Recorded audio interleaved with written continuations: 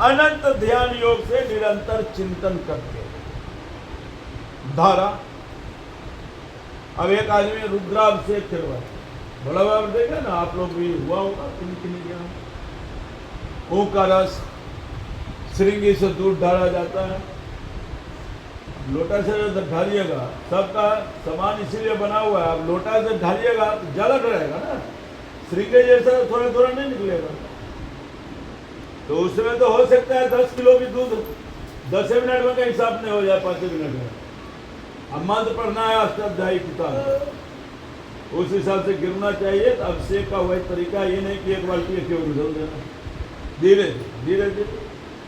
बहुत बोला हुआ मंदिर में जाइएगा, देखिएगा ऊपर में एक मटका जैसा रखा रहता है, उससे जल उनको गिरता रहता है, अभिषेक होता है। तो कहते हैं अभिषेक पूजा भी बहुत अच्छा होता है, भजन भी अच्छा होता है। तो अर्जुन, मेरे चित्त को लगाने वाले प्रेमी भक्तों का मैं शीघ्र मृत्यु रूपी संसार समुद्र से उसको सुख दुख से मैं उद्धार करता हूं। इसीलिए अर्जुन, तुम मेरे में मन लगाओ, मेरे पर ध्यान रखो, इसलिए तुम मेरे में ही निवास करेगा। और तुम भी जो मरोगे तो मेरे लोक में ही तो आना पड़ेगा, गोलोक में ही आना पड़ेगा तुमको भी। अभी तो कर्म करना है। यदि तुम मेरे मन को मेरे अचल स्थापना करने के लिए समर्थ नहीं है और फिर भी भय हो रहा है, तो धीरे धीरे अभी भी अभ्यास करो। लेकिन युद्ध भूमि में पहुंच जाइएगा तब कहिएगा तीर चलाने का हम प्रैक्टिस अभ्यास करें, ऐसा थोड़ा होगा। युद्ध भूमि में तो ट्रेनिंग आर्मी को भेजा जाएगा, ट्रेनिंग करने तो वहां नहीं भेजा जाएगा। तो कहते हैं अभ्यास रूपी योग के द्वारा मेरे को प्राप्त होने के लिए ये इच्छा कर, अभ्यास करने में भी तुम समर्थ नहीं है। तो पलायन जहां होता रहता है उसमें चल जाओ, वहां से अभ्यास हो जाएगा। इस प्रकार मेरे अर्थ कर्मों को करता हुआ मेरे प्राप्ति रूप सिद्धि को ही प्राप्त होगा। यदि तुम ये सब भी करने में असमर्थ है तो कोई योगी के शरण में चल जाओ। बहुत आदमी का क्या होता है, क्या पूजा पाठ मान लीजिए हम नहीं समझ रहे हैं तो हमारा पिताजी बैठ जाएंगे, माताजी बैठ जाएंगे, जो समझ रहे हैं वो बैठ जाएंगे, पंडित जी उनको पढ़ाएंगे। तो कहते हैं कि अगर असमर्थ हो तो सब कर्मों करो और फल का त्याग कर दो, क्योंकि मर्म को न जानकर किए हुए अभ्यास मनुष्य को परोक्ष ज्ञान श्रेष्ठ देता है। परोक्ष ज्ञान परमेश्वर के स्वरूप का ध्यान श्रेष्ठ है। सब कर्मों का फल मेरे लिए त्याग करना श्रेष्ठ है, और त्याग करिएगा उसी में आपको शांति प्राप्त होगा। इस प्रकार जो मनुष्य को शांति हो जाता है वह मनुष्य अपने आप दयालु है। मन में क्रोध नहीं है तो क्रोध नहीं रहेगा तो विनम्रता बढ़ेगा, विनम्रता नर्मता में आएगा तो दयालु आप हो जाइएगा। वैसे मनुष्य को जल्दी अहंकार नहीं होता, सुख दुख में बराबर रहता है, और क्षमा करने में सबसे आगे रहता है और अभय देने वाला होता है। जो ध्यान योग में युक्त होता है निरंतर लाभ हानि में संतुष्ट है। अब कभी कभी लाभ होता है, व्यापार करते हैं, कितना मन प्रसन्न हो जाता है। कभी कभी अचानक हानि भी हो जाता है, ठीक है, उसमें हानि में खुश कौन रहेगा, लेकिन ज्यादा दुखी भी तो नहीं होना है ना। लाभ हुआ खुश है, हानि में दुखी है, आप बहुत ज्यादा दुखी नहीं हो जाना चाहिए। मन और इंद्रियों से शरीर के बस में करके फिर दृढ़ निश्चय करिए, आगे मुनाफा होगा, फिर आगे बढ़िए। तो कोई कोई जीव क्या होता है मनुष्य में, बड़ा उद्योग में रहता है कि तुरंत हमको कोई चीज प्राप्त हो जाना। स्वयं तो ऐसा करता ही रहता है, बाल बच्चा को भी, स्त्री आदि को भी उसी में लगा देता है।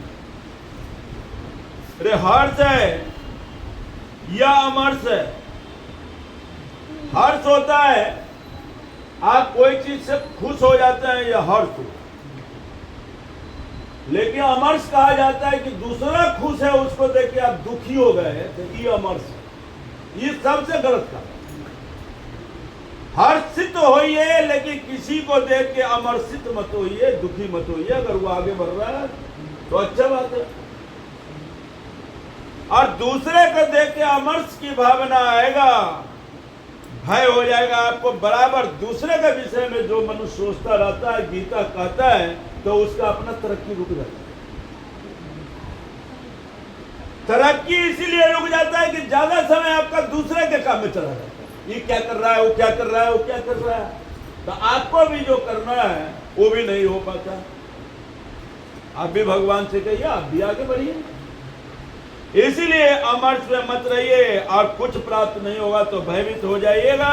अब भगवान का भी भक्ति नहीं लगता है, दूसरे के फेर में रहिएगा तो भगवान का पूजा का भी समय नहीं निकलेगा। तो जो पुरुष आप पूजा पाठ कभी भी करिए, वास्तव में आकांक्षा मन से हटा दीजिए। पंडित जी भी अगर सोच लेंगे हम भी पूजा में जा रहे हैं तो हमको इतना दक्षिणा होगा या नहीं होगा, तो बड़ा मन दुखी हो जाएगा। और जो मेरे भाग्य में होगा ये, तो हम व्यक्तिगत उसी सिद्धांत पर चलते हैं। अब भगवान हमको बड़ा प्रसन्न रखते हैं, भगवान कोशिश है प्रसन्न रहे। तो आत्मा को बाहर भीतर से शुद्धि करिए।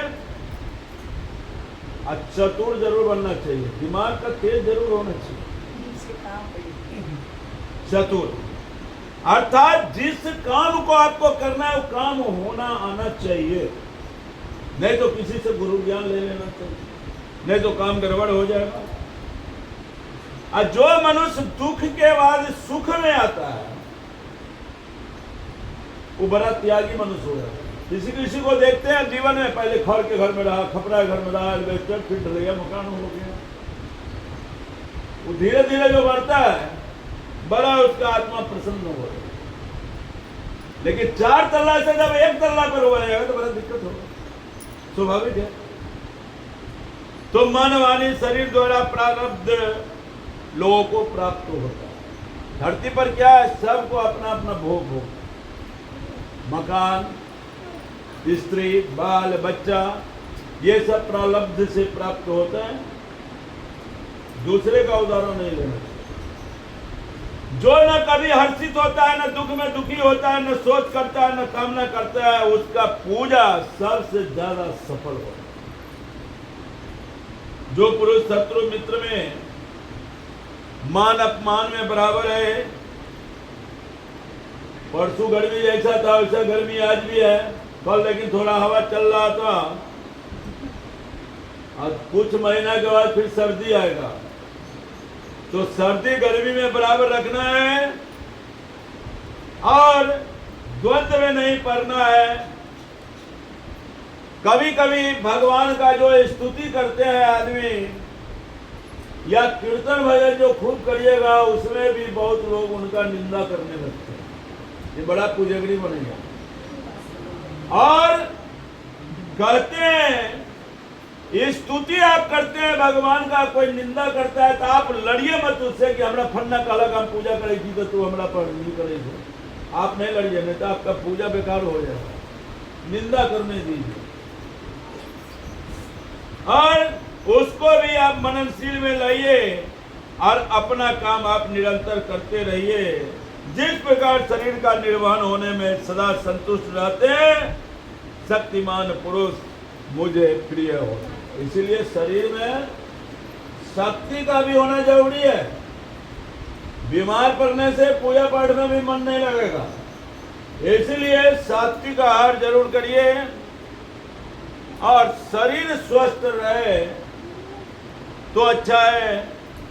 तब भगवान का आश्रय मिलता है, परम गति सबका आत्म स्वरूप होता है।